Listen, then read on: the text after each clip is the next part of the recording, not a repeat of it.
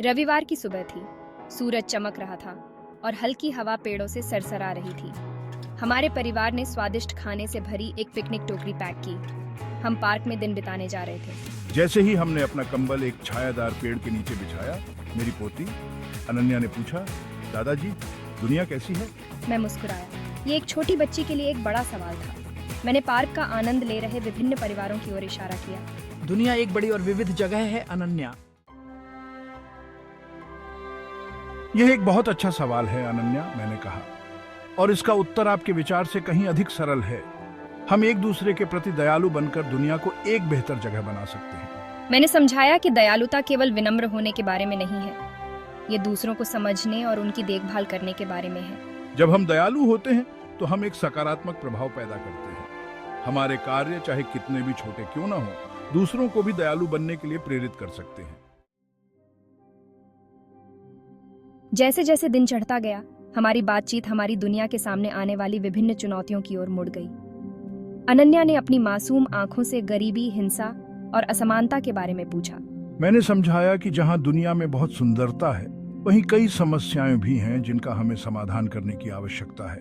हमारी दुनिया एक बगीचे की तरह है। जैसे अलग अलग फूल अलग अलग रंगों और आकार में खिलते हैं, वैसे ही लोग अलग अलग पृष्ठभूमि और संस्कृतियों से आते हैं।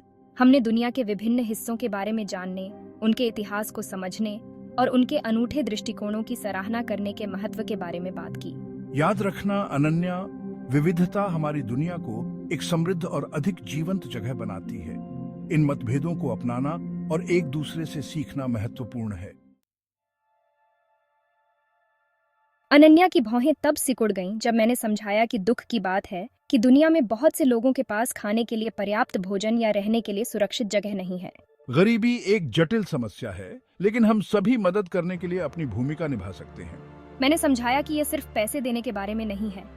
हमने उन संगठनों का समर्थन करने के महत्व के बारे में बात की जो जरूरतमंद लोगों को शिक्षा, स्वास्थ्य सेवा और नौकरी के अवसर प्रदान करने का काम करते हैं। मैंने उसे माइक्रोलोन के बारे में बताया, जो छोटे ऋण हैं जो लोगों को अपना खुद का व्यवसाय शुरू करने और खुद को गरीबी से बाहर निकालने में मदद करते हैं। शिक्षा महत्वपूर्ण है। जब लोगों के पास शिक्षा तक पहुंच होती है तो वे अपने और अपने परिवारों के लिए एक बेहतर भविष्य बनाने के लिए आवश्यक ज्ञान और कौशल प्राप्त करते हैं।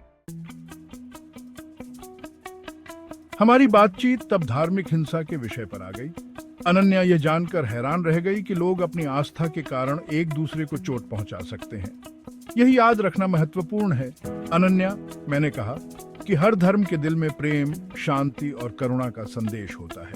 हमने सभी की मान्यताओं का सम्मान करने के महत्व के बारे में बात की, भले ही वे हमारी अपनी मान्यताओं से अलग हों। मैंने समझाया कि किसी को उसके धर्म के कारण आंकना या उससे नफरत करना कभी भी सही नहीं है। सच्ची ताकत हमारे मतभेदों को अपनाने और एक समान आधार खोजने में निहित है। एक ऐसी दुनिया की कल्पना करो अनन्या, जहां हर कोई एक दूसरे की मान्यताओं का सम्मान करता है और सद्भाव में एक साथ रहता है। ये सोते ही अनन्या का चेहरा खिल उठा। जैसे ही सूरज डूबने लगा, हमने लैंगिक समानता के महत्व के बारे में बात की। अनन्या यह जानकर हैरान रह गई कि दुनिया के कई हिस्सों में लड़कियों और महिलाओं को लड़कों और पुरुषों के समान अवसर नहीं मिलते हैं। मैंने कहा कि हर कोई, चाहे वह किसी भी लिंग का हो, जीवन में सफल होने के लिए समान अवसर का हकदार है। हमने लड़कियों को शिक्षित करने और महिलाओं को उनके समुदायों में नेता बनने के लिए सशक्त बनाने के महत्व पर चर्चा की। मैंने उसे उन साहसी महिलाओं की कहानियां सुनाई जिन्होंने बाधाओं को तोड़ा है और समाज में महत्वपूर्ण योगदान दिया है। याद रखना अनन्या, तुम्हारी आवाज मायने रखती है। आप जिस चीज में विश्वास करते हैं उसके लिए बोलने से कभी न डरें और जो सही है उसके लिए लड़ें। हम सभी परिवर्तन के एजेंट हो सकते हैं और एक ऐसी दुनिया बनाने की दिशा में काम कर सकते हैं जहां सभी को अपनी पूरी क्षमता तक पहुंचने का अवसर मिले। जैसे ही हमने अपनी पिकनिक टोकरी पैक की, अनन्या की दुनिया के बारे में जिज्ञासा प्रबल रही।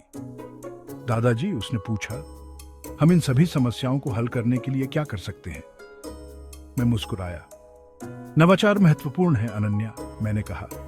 हमें उन चुनौतियों के लिए नए विचारों और रचनात्मक समाधानों को प्रोत्साहित करने की आवश्यकता है जिनका हम सामना करते हैं।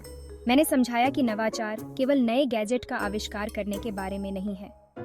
ये पुरानी समस्याओं, गरीबी और भूख से लेकर बीमारी और जलवायु परिवर्तन तक से निपटने के नए तरीके खोजने के बारे में है।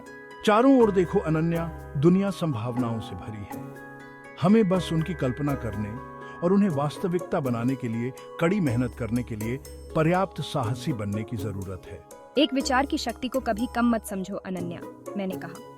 यह वह चिंगारी हो सकती है जो एक क्रांति को प्रज्वलित करती है और दुनिया को बेहतर के लिए बदल देती है। अनन्या की आंखें चौड़ी हो गईं जब हमने हमारे जीवन में प्रौद्योगिकी की भूमिका के बारे में बात की। प्रौद्योगिकी अच्छे के लिए एक शक्तिशाली उपकरण हो सकती है, मैंने समझाया। जान बचाने वाली चिकित्सा सफलताओं से लेकर छात्रों को सशक्त बनाने वाले शैक्षिक संसाधनों तक प्रौद्योगिकी में दुनिया पर सकारात्मक प्रभाव डालने की क्षमता है। दादाजी ने उसे बताया कि कैसे दुनिया भर के लोगों को जोड़ने, विभाजनों को पाटने और समझ को बढ़ावा देने के लिए तकनीक का उपयोग किया जा रहा है। उन्होंने चर्चा की कि कैसे सोशल मीडिया जब जिम्मेदारी से उपयोग किया जाता है तो विचारों को साझा करने और सकारात्मक बदलाव को प्रेरित करने के लिए एक मंच हो सकता है। हालांकि अनन्या, मैंने आगाह किया, यह याद रखना महत्वपूर्ण है कि तकनीक एक उपकरण है। मानवता की भलाई के लिए इसका बुद्धिमानी और जिम्मेदारी से उपयोग करना हम पर निर्भर है। भाग 9, विज्ञान, अपनी दुनिया को समझना। जैसे ही हम हाथ में हाथ डाले कार की ओर वापस चले, हमने विज्ञान के महत्व पर चर्चा की। विज्ञान हमें अपने आसपास की दुनिया को समझने में मदद करता है, मैंने समझाया। सबसे छोटे परमाणु से लेकर अंतरिक्ष की विशालता तक विज्ञान हमें वह ज्ञान प्रदान करता है जिसकी हमें ब्रह्मांड के अजूबों की सराहना करने और हमारे सामने आने वाली चुनौतियों का समाधान करने की आवश्यकता है। मैंने उसे उन खोजों के बारे में बताया जो वैज्ञानिक हर दिन कर रहे हैं, मानव ज्ञान की सीमाओं को आगे बढ़ा रहे हैं और एक उज्जवल भविष्य के लिए मार्ग प्रशस्त कर रहे हैं। हमने वैज्ञानिक अनुसंधान का समर्थन करने और युवाओं को STEM क्षेत्रों में करियर बनाने के लिए प्रोत्साहित करने के महत्व के बारे में बात की। विज्ञान खोज की यात्रा है अनन्या, मैंने कहा, और आने वाली पीढ़ियों के लाभ के लिए उस यात्रा का समर्थन और पोषण करना हम सभी पर निर्भर है। भाग 10, एक साथ बढ़ते हुए।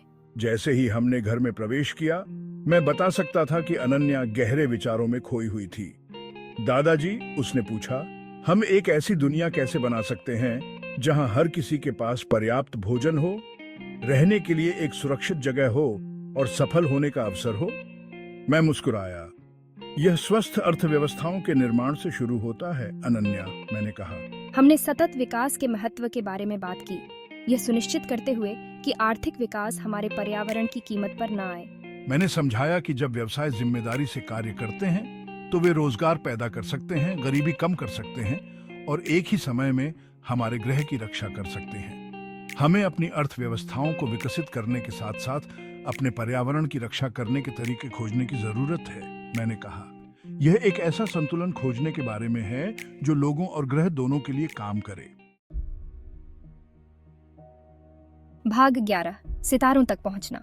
दादाजी, अनन्या ने जिज्ञासा से चमकती आंखों से पूछा, हम अंतरिक्ष का पता क्यों लगाते हैं? मैं मुस्कुराया। अंतरिक्ष अन्वेषण केवल रॉकेट और अंतरिक्ष यात्रियों के बारे में नहीं है अनन्या, मैंने कहा। यह मानव ज्ञान और समझ की सीमाओं को आगे बढ़ाने के बारे में है। हमने अंतरिक्ष अन्वेषण से होने वाले तकनीकी विकासों के बारे में बात की, उपग्रह तकनीक से जो हमें विश्व स्तर पर जोड़ती है, चिकित्सा नवाचारों तक जो हमारे स्वास्थ्य को बेहतर बनाती है।